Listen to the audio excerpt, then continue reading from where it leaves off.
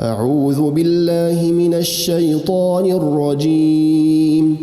بسم الله الرحمن الرحيم. والشمس وضحاها والقمر إذا تلاها والنهار إذا جلاها والليل إذا يغشاها والسماء